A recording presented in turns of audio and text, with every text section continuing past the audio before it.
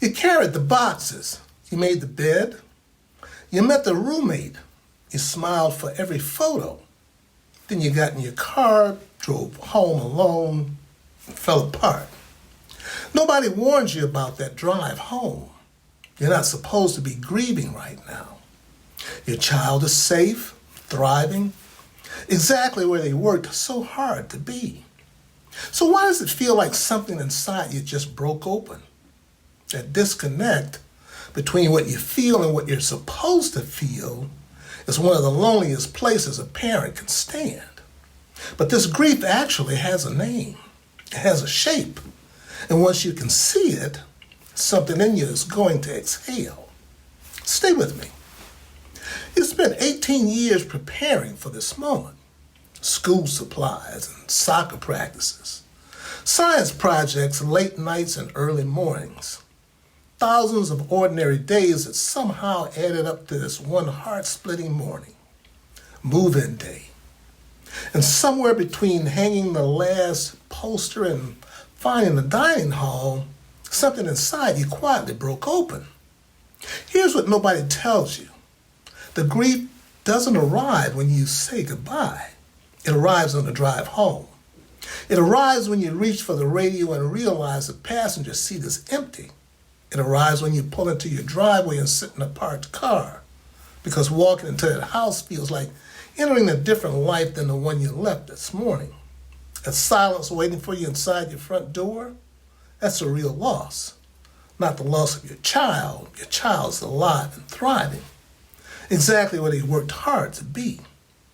This silence is the loss of a version of your daily life that will never exist again in quite the same way.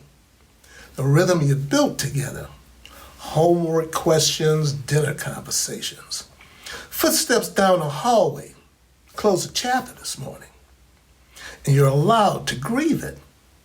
What makes this grief so hard, though, is that it arrives wrapped in pride. You're proud, genuinely, deeply proud. You raised someone capable enough, strong enough, and curious enough to step into this next chapter. Your pride is real and it belongs to you fully. And the grief is real also. And it also belongs to you fully. Both live in the same chest. Pride and grief don't cancel each other out. They sit together, tangled until you can't tell where one ends and the other begins. A tangled feeling has a name. Love in transition. You love someone so completely, so daily, so specifically. And now that love has to learn a new shape. It has to stretch across distance. It has to trust what it can't see. It has to release what it spent 18 years holding close. That's not a small thing. That's one of the most profound reckonings a human being ever moves through. Here's what I want you to hold on to today. Grief and celebration belong together. The depth of what you feel on the drive home, it measures the depth of what you built over 18 years. You can't feel this much loss without having loved this well. That empty bedroom isn't a failure. That empty bedroom's a graduation. Yours as much as theirs. Your child needed you to hold on tightly enough that they felt safe. They needed you to let go completely enough that they felt free. You did both. That's the whole job. And today that job just entered a new season. Not an ending, a new season.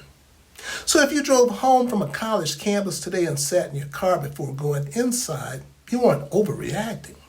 And you didn't land here by accident. You're grieving something real, something worthy, something that deserved to be named. Sit with it. Let it move through you. And when you're ready, walk back into that house and begin learning who you are in this beautiful, hard, new chapter of your life. I'll leave you with this question to carry. What did 18 years of loving this person teach you about yourself? Take care.